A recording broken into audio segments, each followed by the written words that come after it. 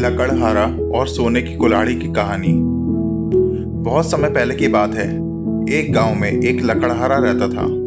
वह अपनी आजीविका के लिए दिन भर जंगल से लकड़ी काटता था और रोज शाम को पास के एक बाजार में जाकर बेचता था।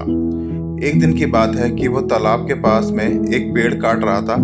उसी समय उससे गलती हुई कि उसके कुल्हाड़ी उसके हाथ से उसी तालाब में गिर जाती है। उस नदी का बहाव और गहराई दोनों ज़्यादा थी। उस लकड़हारे ने अपनी कुल्हाड़ी को बहुत खोजा, पर वह कामयाब ना हुआ। अतः वह हार मानकर नदी किनारे बैठ गया और रोने लगा।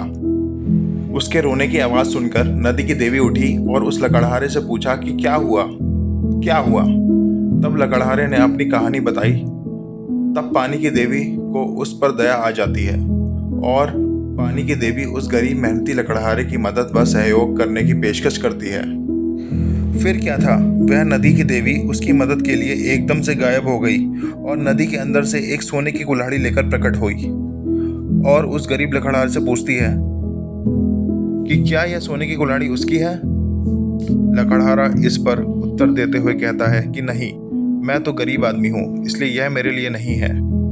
तब फिर एक बार नदी की देवी पानी के अंदर जाती है और इस बार चांदी की कुल्हाड़ी लेकर वापस आती है।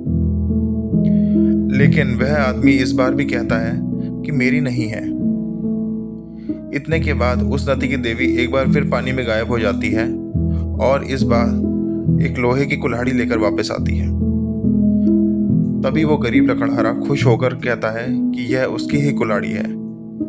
जिस पर नदी की देवी उस गरीब लकड़हारे पर खुश होकर वह सोने और चांदी की दोनों कुल्हाड़ियों को उसको उपहार स्वरूप दे देती है। सीख: ईमानदारी सबसे उत्तम नीति है। तो दोस्तों, आपको ये कहानी कैसी लगी? अगर आपको ये कहानी अच्छी लगी हो तो प्लीज़ मेरे चैनल को लाइक, सब्सक्राइब और शेयर करना ना भूलें, ताकि हम आपके लिए ऐसी अच्छी रोचक कहानियाँ लेकर आते रहें। तब तक के लिए जय हिंद, जय भारत।